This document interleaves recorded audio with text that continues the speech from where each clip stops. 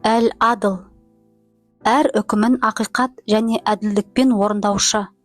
Үкімінде зұлымдық жоқ, шынайы әділеттілік иесі. Көздерің қай жерде болу керек еді? Әрине қазіргі жерінде емес пе? Көздерің бұл жерде емес, басқа жерде болса жақсы болар еді. Көздің ақысы бұл жерде емес, басқа жерде дей аласың ба? Ал аяқтарыңшы?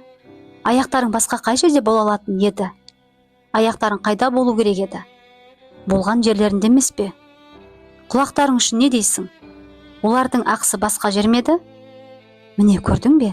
Алла барлығын болуы керек жерде жаратқан. Не көзіңе, не құлақтарыңа әділетсіздік жасамады.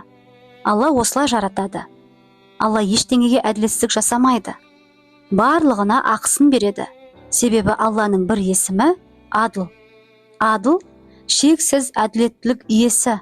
Барлығына ақысын кемшіліксіз беруші дегенді білдіреді. Таулар жерде, ал бұлттар аспанда. Өйткені таулардың ақысы жерде болу, бұлттардікі аспанда болу. Ағаштар жүре алмайды, бірақ су алдарына келеді. Құстар жүгіре алмайды, бірақ ұша алады. Ұша алмайтын ақбөкендер болса, тез жүгіреді. Алла ешкімге және ештеңеге әділетсіздік жасамай жаратады. Кімнің ақысы қандай болса, соны береді. Алла адыл. Адыл болған Алла әділетті болғандарды жақсы көреді. Басқаларға зиян тигізетін залымдарды болса, мүлде жақсы көрмейді.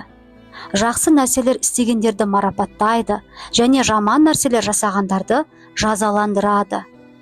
Алла ешкімге әділетсіздік жасамайды. Кім зәредей жақсылық жасаса, оның қайтарымын береді. Кім зәредей жамандық жасаса, одан есебін сұрайды. Алла адыл.